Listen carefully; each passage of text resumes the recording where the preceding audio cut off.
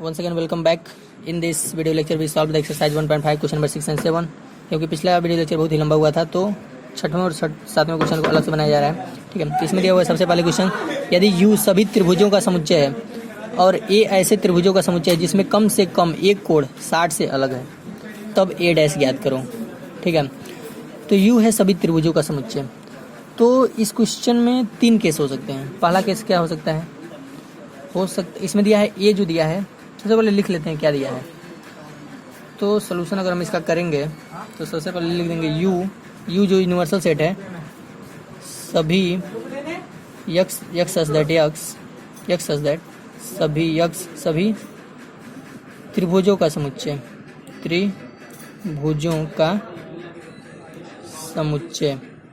ठीक है। और A क्या दिया है, ऐसे त्रिभुज जिसमें कम से कम एक कोण 60 से अलग है, कम से कम एक कोण, यहाँ लिख देंगे x, कम से कम एक कोण 60 डिग्री से क्या है, अलग है। x सच दैट एक त्रिभुज है जिसमें कम से कम एक कोण 60 डिग्री से अलग है। ये था समुच्चय। और समुच्चय U क्या है, यूनिवर्सल। x सच दैट सभी त्रिभुज जिसमें सारे त्रिभुज आ जाएं, 60 से कम रहे अधिक रहे कोई फर्क नहीं पड़ता। ठीक है, अब करें A डैश निकालो। A डैश का मान क्या होता है, U माइनस E, यानी सारे त्रिभुजों के समुच्चयों में से ऐसे त्रिभुजों का समुच्चय घटा देना है जिसमें कम से कम एक कोण 60 डिग्री हो। तो इसमें तीन केस होते हैं। पहला केस क्या है, अगर सभी कोण 60 के बराबर हों, अगर सभी कोण 60 के बराबर हो गए तो क्या होगा, वह तो समबाहु त्रिभुज होता है या इक्विलेटरल ट्रायंगल होता है। कैसा ट्रायंगल, इक्विलेटरल ट्रायंगल या समबाहु त्रिभुज जिसे हम लोग हिंदी में कहते हैं। ठीक है, तो लेकिन हमें ये क्या है, ऐसे त्रिभुज हैं जिसमें कम से कम एक कोण 60 से अलग है। दूसरा केस क्या हो सकता है कि एक कोण 60 के बराबर है और बाकी दो कोण क्या हैं, अलग हैं। एक कोण 60 के बराबर हो गया, बाकी हो सकता है कोई 30 हो जाए, मतलब हाँ कुछ भी हो सकता है, मान जाओ 40 हो जाए, और ऐसा हो गया 80 हो जाए, मान जाओ। ठीक है, तो एक कोण क्या हो 60 के बराबर हो गया, बाकी दो अलग हो गए। तो ये तो समुच्चय A के अंतर्गत आ जाएगा, ये वाला चीज़। ठीक है, और कोई भी कोण 60 के बराबर नहीं है, ठीक है, तो इसमें क्या आएगा। और दूसरा एक और चीज़ कर सकते हैं, कोई भी ऐसा त्रिभुज नहीं होगा जिसमें दो कोण क्या हो 60 के बराबर हो और तीसरा कोण 60 के बराबर न हो। तीसरा कोण भी 60 के बराबर होना ही पड़ेगा। तो कोई भी ऐसा त्रिभुज नहीं होगा जिसमें दो कोण 60 के बराबर हो और तीसरा 60 के बराबर न हो। ठीक है, तो वैसा केस बनेगा नहीं। तीसरा केस क्या हो सकता है, कोई भी कोण 60 डिग्री के बराबर नहीं है। एक ऐसा त्रिभुज है, मान जाओ राइट एंगल ट्रायंगल है, ये 90 हो गया, ये 45 हो गया, ये 45 हो गया। ठीक है, इसमें कोई भी क्या है 60 डिग्री के बराबर नहीं है, तो ये भी सेट A के अंतर्गत आ जाएगा, यानी ये भी सेट A है, ये भी सेट A है। ठीक है, कम से कम एक ऐसा कोण होना चाहिए जो 60 के बराबर नहीं है, कम से कम, अधिक भी हो सकते हैं।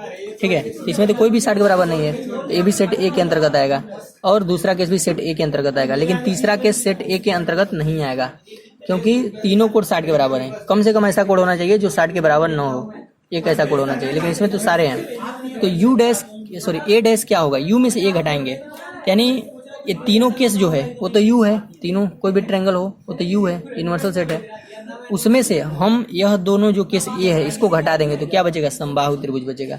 यानी पूरे में त्रिभुजों के समुच्चय में से A को घटाएंगे तो क्या आएगा समबाहु त्रिभुजों का समुच्चय। x सच दैट x एक समबाहु त्रिभुज है, समबाहु त्रिभुज है। तो A है इसका सोल्यूशन, A डैश का मान ये होगा, समबाहु त्रिभुज।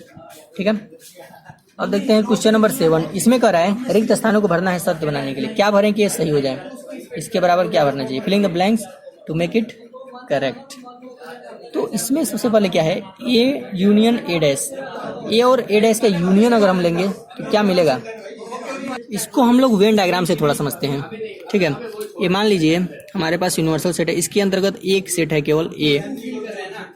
ठीक है, अब इसका A डैश क्या होगा, ये तो ये पूरा हो गया, ये तो ए हो गया, ए डैश क्या हो गया, ए डैश, ए को छोड़ के बाकी सब पूरे यू में से ए को घटा देंगे तो क्या बचेगा, ये बचेगा जो बाहर का पोर्शन वही होगा ए डैश।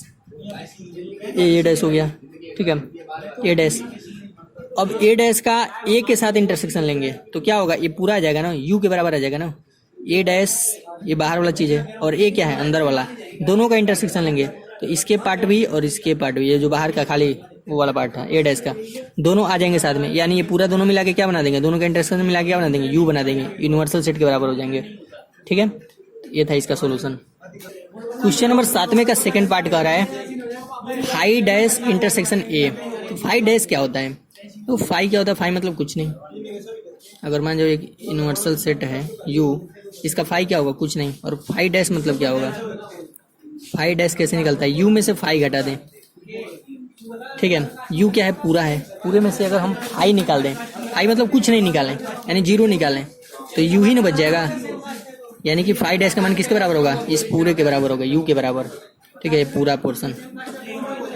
अब इसका इंटरसेक्शन, फाई डैश का मतलब हम क्या समझ गए, फाई डैश का मतलब यू, यानी यू का इंटरसेक्शन लेना है ए के साथ। यू का इंटरसेक्शन अगर इसके अंतर्गत कोई सेट ए है तो कौन सा पोर्शन दोनों में होगा, जो ए में है, जो ए में चीज होगा वो तो यू में तो ऑटोमेटिकली होगा, यानी जाहिर सी बात है जितने भी सारे ए में अवयव होंगे वो यू में भी होंगे, यानी इन दोनों का इंटरसेक्शन ये ही होगा।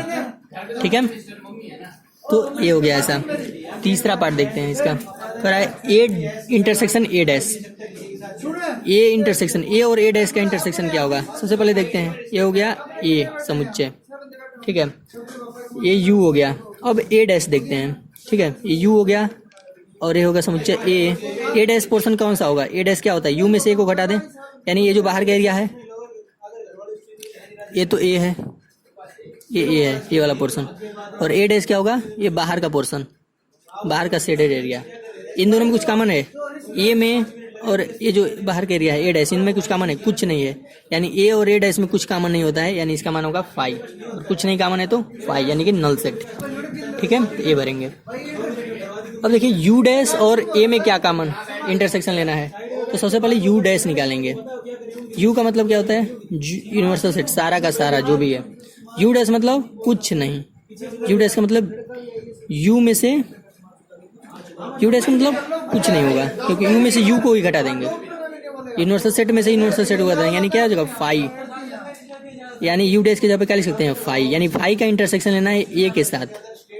ठीक है, फाई मतलब क्या होता है, कुछ नहीं। कुछ नहीं का इंटरसेक्शन अगर किसी के साथ लेंगे तो कुछ नहीं आएगा, यानी कि फाई ही आएगा, क्योंकि फाई में तो एक भी एलिमेंट नहीं है। ठीक है, तो इसका इंटरसेक्शन एक किसी भी समुच्चय के साथ लेंगे तो फाई का इंटरसेक्शन फाई आएगा। यू डैश का मान क्या हम जान रहे हैं, फाई होता है। कैसे पता करें, ऐसे। ठीक है, तो ये था क्वेश्चन नंबर 7 का सोल्यूशन। इस प्रकार से एक्सरसाइज 1.4 N.5 कंप्लीट हुआ। ठीक है, आगे हम लोग वीडियो लेक्चर में पढ़ेंगे 1.6 का इंट्रोडक्शन। ठीक है।